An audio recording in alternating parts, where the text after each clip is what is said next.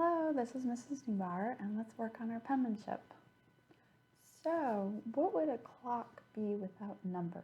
What would that be called? Timeless. Okay, so lesson goal number 15C, the last of our 15, is to work on punctuation. So we're going to work on basic punctuation.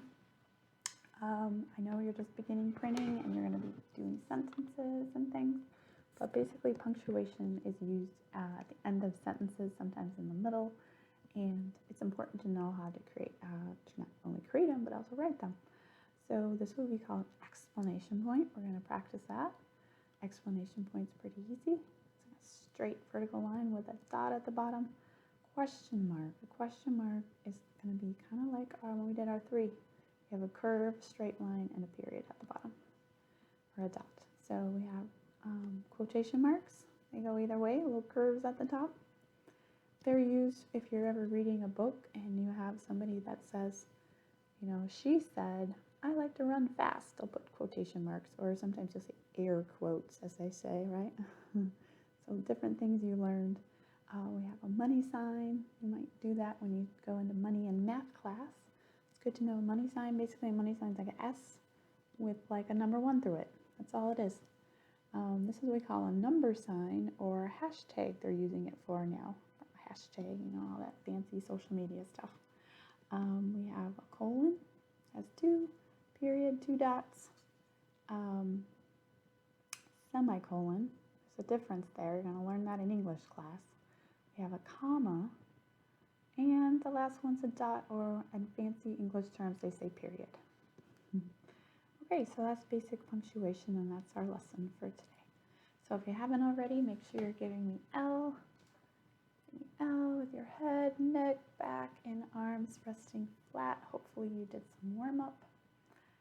And let's get going on our lesson.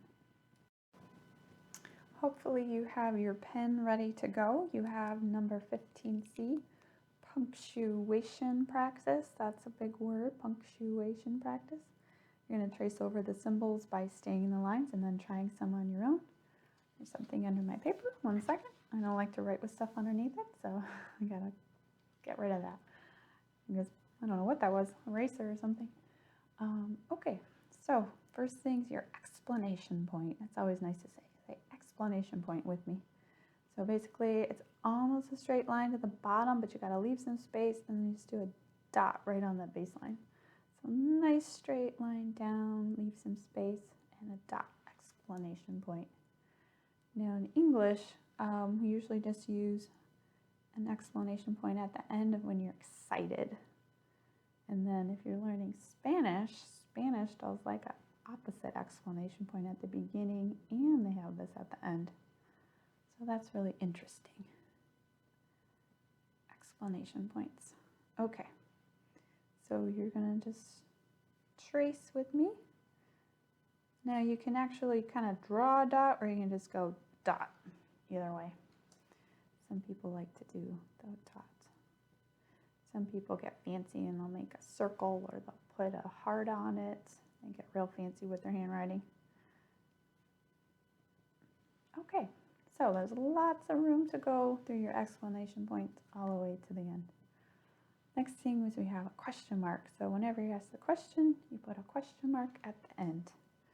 So when you're starting your reading lessons, start looking for punctuation. So just like our 3, the top is just like our 3. You come down to the middle, and then straight line, leave some space, just like our explanation point, dot at the bottom. So our question mark, as they call it, question mark. All right, down to the bottom, and you got your dot. Just like a 3, got your curve, making a circle almost, open circle, down to the bottom, and a dot. Continue, make sure you're not clenching your pen, make sure you're still giving me L.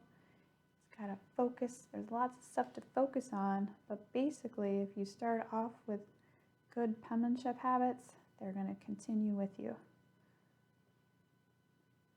Habits of the good posture, the pen, making your hands supported. No, so I know I said this before, but try taking your hand off the paper and then try writing your letter. It's a little bit harder, isn't it? It's like, where's my hand for support? It's funny how even though your other opposite hand's not really doing much, it is actually giving you control of your paper. If you didn't have your hand there, your paper is going to move around and oh no, watch out. Okay, so keep continuing on to the end. The quotes. So at the beginning, if you're using quotes, they open to the word, and then the second line is they close to the word. So quotation marks, quote. Question, quote. We got lots of keywords today. Quotation marks. So very little, they just go at the top, just about to the middle. Really easy to practice. That's Neubauer, this is easy. Yeah, you should be happy this is an easy lesson. It's good to practice, good to practice. Okay, so now you're going to try some on your own. You want them pretty close to each other, but not too close.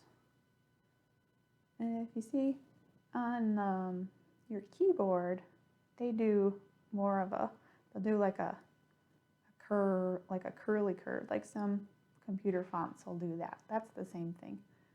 So, but whenever you do print, those are just fine. And then we do the opposite. So we close our quotation mark to the opposite. Now when you get into math, you're going to learn about parallel lines. The parallel lines never cross, so quotation marks are the same. They're two sets. Do not cross. And try some on your own. Good. That might be the easiest one yet. I said the number one was easy, but I think quotation marks are the easiest. All right, money sign, money sign. So we have our S, just like we've been practicing. And then you go above in the baseline just a little bit for your number sign. I'm sorry, your money sign, dollar sign. I don't know why I was saying number sign. That's the next one. Okay, so S for a money sign. And you go above and below a little bit.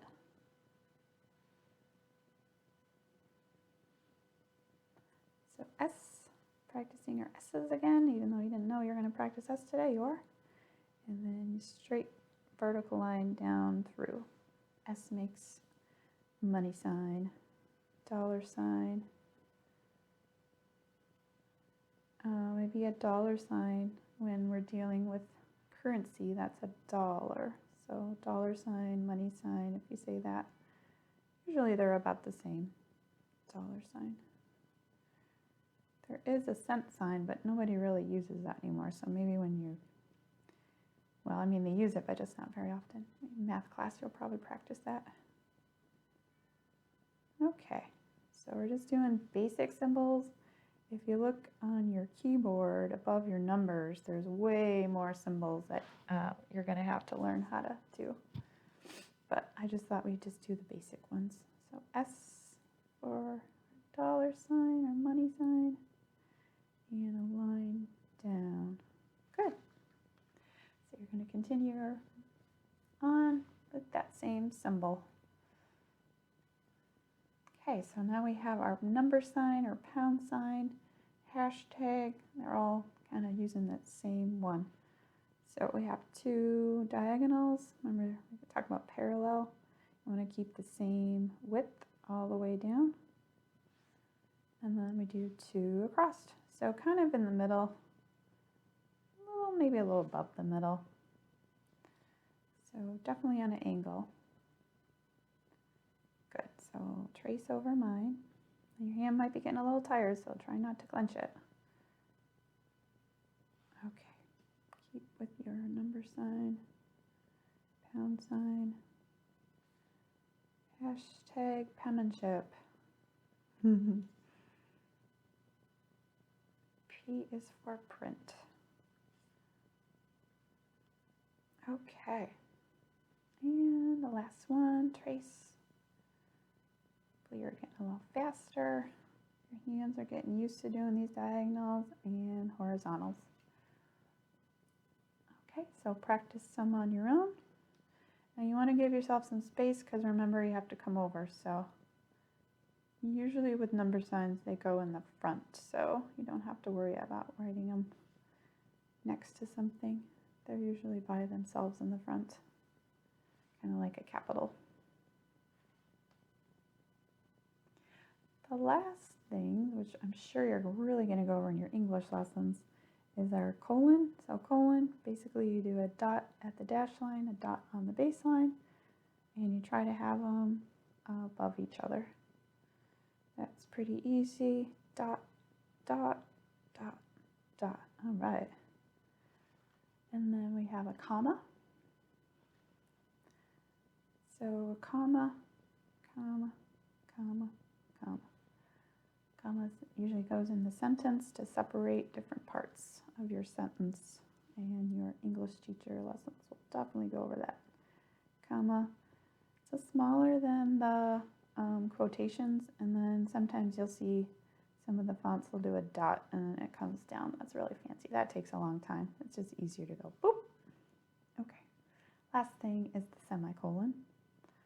Dot and a comma. Dot and a comma. Dot and a comma. And I didn't go over it, but period would be just a dot. Period, period, period.